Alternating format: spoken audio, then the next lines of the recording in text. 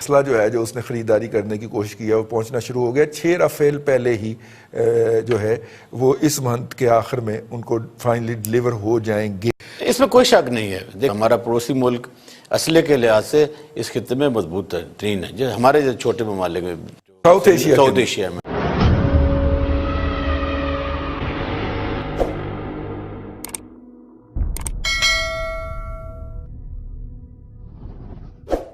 America की तरफ से खैर वो ताइवान के पास लाके एक बहरी बेड़ा खड़ा करना और दूसरा साउथ ईस्ट जो चाइना है, सदर्न चाइना के जो समंदर है उसके अंदर खड़ा करना, और अब ये खबर जारी करना उनकी अपनी यूट्यूब चैनल के ऊपर कि 92 जो है वो तैयारे, टैंक और पर्सनल कैरियर जो हैं वो रशिया और अमेरिका ने बाय एयर लिफ्ट करके इंडिया को डिलीवर कर दिए हैं। आई मीन उसके अंदर पता नहीं अब उनकी तरफ से जारी हुई है और जारी करना बड़ा मानी खेज है। ये क्या मैसेज है जी इस वक्त? अगर ये सूरत हाल देखी जाए तो क्या फिर दोबारा चाइना के साथ कोई ठोक ठोक शुरू होगी? इस वक्त सबसे बड़ा जो डिफेंस इक्विपमेंट परचेजर है वो इंडिया है, रिजवान रईस साहब, और जो गिद्ध हैं असला बेचने वाले वो इसकी मईशत को नोच रहे हैं। और मोदी अपने एजेंडे के तहत आप कह लें अपनी इंटेलिजेंस के ऊपर रिलाई करके एक बड़ा खेल खेल रहा है कि राफेल भी खरीद लो, फलानी चीज़ भी खरीद लो, इसराइल से जो है वो निगरानी करने वाले वो जो वो खिलौने होते हैं वो भी खरीद लो, सारा कुछ गन्ने फलां जगह से खरीद लो, जहाँ से जो मिलता है मार्केट से, रशिया से, अमेरिका से, फ्रांस से, इसराइल से, ये उठाए जा रहे हैं। अब रह गई बात कि जी इसकी यूटिलाइजेशन क्या होगी और क्या वाकई इस तरह की सूरत हाल है कि इसके इस्तेमाल की नौबत आ जाए। देखिए, चाइना की जो पॉलिसी थी नॉन कन्फ्रंटेशन की एक अरसे से चली आ रही, वो अभी तक उसके ऊपर जो है वो कमिटेड है और नहीं चाह रहा कि किसी जगह पे उलझ के वो अपनी जो मईशत की जो रफ्तार है उसको नुकसान पहुँचे। अब अगर आप देखें पूरा प्लान करके जिस तरह घेरा गया चीन को, उनकी मईशत को नुकसान पहुंचाने के लिए इंडिया के अंदर जो है उनकी कंपनीज को बैन किया जा रहा है, अमेरिका के अंदर किया जा रहा है, बाहर जो है उनके प्रोजेक्ट कैंसिल हो रहे हैं, हुआवे के हवाले से जो है वो मामलात उठ रहे हैं। तो ये वो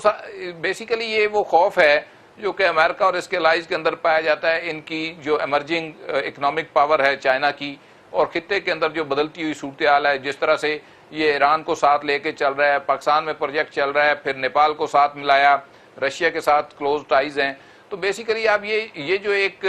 आप क्या ले रिदम बना था, इसको ख़राब करने के लिए एक नई कोशिश जो है वो शुरू हुई है। और इसमें जो मुख्तलिफ ममालिक हैं उनको डिक्टेट करने की कोशिश की जा रही है, जिनमें खुद हम पाकिस्तान भी शामिल है कि जी आप एक साइड चुन लें।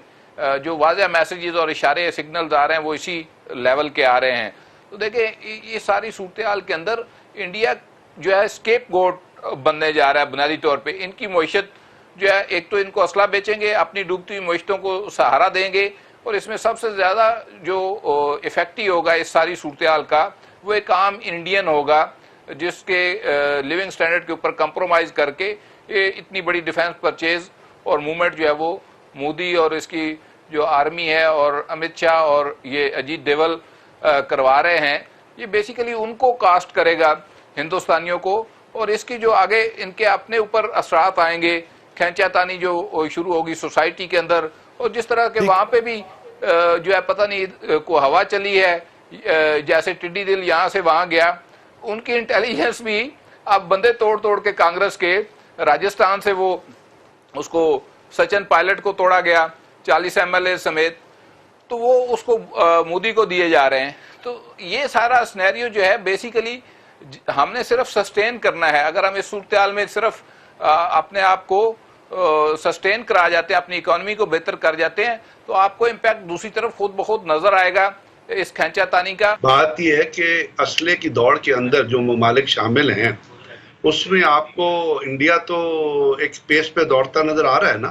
कि रशिया से अगर वो एयर डिफेंस सिस्टम लेना चाहते हैं तो वो एयर डिफेंस सिस्टम क्यों लेना चाहते हैं? इसलिए कि चाइनीज ने जो मिसाइल बनाए हैं और जिनकी उन्होंने डिस्प्ले भी किया है, वो हर किस्म के एयर डिफेंस सिस्टम को पेनिट्रेट कर सकते हैं। तो इंडिया असलाह तो जमा करना चाहता है, और इसीलिए आप देखिए कि उसके कॉन्ट्रैक्ट जो हैं वो सिर्फ अमेरिका के साथ नहीं बल्कि बाकी ममालिक के साथ भी हो रहे हैं। अब जो वो असला जमा, इस वक्त जो बातचीत हो रही है वो ये है कि क्योंकि चीन ज्यादातर इकोनॉमी, दुनिया की बाकी इकोनॉमीज डेवलप नहीं हो रही, यानी अगर चीन सिर्फ अफगानिस्तान नहीं दुनिया में बाकी जगह जाएं, इकोनॉमिकली जिस तरह वो इन्वेस्ट कर रहा है, आप उसको काउंटर करने के लिए क्या पॉलिसी अपनाएंगे? उसको काउंटर करने के लिए या तो आप अपनी इकोनॉमी को उस लेवल पे लेके आए, अगर इकोनॉमी को नहीं लेके आए तो वो मुल्क जो दुनिया के बाकी ममालिक के साथ माशियात की बेसिस पे कनेक्टिविटी कर रहा है और जो वन बेल्ट वन रोड या बाकी जो इन्वेस्टमेंट है उससे दुनिया को अपने आप को कनेक्ट करना चाहता है, तो फिर उसको काउंटर करने के लिए या इकोनॉमी डेवलप करें या अपने आप को इस तरह डिफेंस के तौर पे मजबूत करें कि कहें कि कल अगर कोई वो मिलिटरीली भी आया तो हम उसको सस्टेन करने की पोजीशन में या रोकने की पोजीशन में। तो ये तो डिजायर, लस्ट होती है, और ये लस्ट जो है ये इंडिया के अंदर आज से नहीं, बड़े अरसे से मौजूद है। और दूसरे ये है कि वहां पे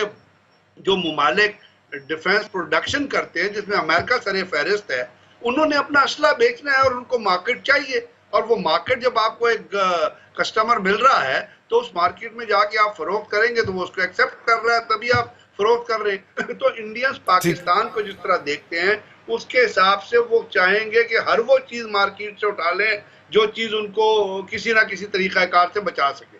तो ये वो चीजें हैं जिसकी वजह से आप देख लीजिए कि अभी इंडिया की जो माजी में भी उठा के देख लें तो इंडिया की कभी प्रोक्योरमेंट की लस्ट कभी कम हुई नहीं है, चाहे आप नो वॉर पैक्ट में थे या जब आपका अपना बॉर्डर के ऊपर एक सीज फायर हुआ था, वो उसी हिसाब से और उसी स्पीड से चलते रहे। इस वक्त जो ये दुनिया भी इस तरह डेवलप हो रही है, यहाँ पे फ्रेश अलायंसेस जनरेट कर रही है, और वो जो अलायंसेस हैं वो मिलिटरीली भी जा रही हैं, इकोनॉमिकली भी जा रही हैं, और ये जो कनेक्टिविटी जिसको आप कहते हैं रेल रोड नेटवर्क जो है जिससे आपके बिजनेसेस आगे चलने उसके तरीक़ाकार से भी हो रही है, क्योंकि इंडिया उसमें आपको एक बैकफुट पे नजर आ रहा है, और वो यहाँ पे नहीं है, नेपाल तक ने इंडिया को कह दिया है, भूटान तक ने इंडिया को कह दिया है, तो इसलिए वो ये फील कर रहा है कि उसको अपने आप को इतना मजबूत मिलिटरीली कर ले कि बाकी दुनिया के जो खित्ते के ममालिक हैं उनको वो चैलेंज करता रहे। बिल्कुल ठीक है। अपना हजरत अब्दुल्ला मलिक साहब, ये जो इस वक्त राइट नाउ जो चल रही है, अब देखिए ना, बहुत सारा ऐसा असला है जो जिसके ऊपर इंडिया 1982 से जी तेजा बनाने में लगा हुआ है। 1982 से तेजा बनी जा रहा है, अभी तक किसी मैदान जंग के अंदर आजमाया नहीं गया। किसी बड़ा अच्छा मौका था ना 26 को, उतारते तेजाज को, पता चल जाता कि आपने क्या शाहकार तख्लीक किया है, लेकिन एक स्क्वाडर है उसका, वो भी उन्होंने छुपा के रखा हुआ है जरा अंदर, कहीं उसको हवा ना लग जाए। किसी मार्के में नहीं उतरा, नुमाइशों में जाता रहता है, मेरा मतलब है कि बाईपास वगैरह में शरीक होता रहता है। इसी तरह कई बाकी का मसला है उनका।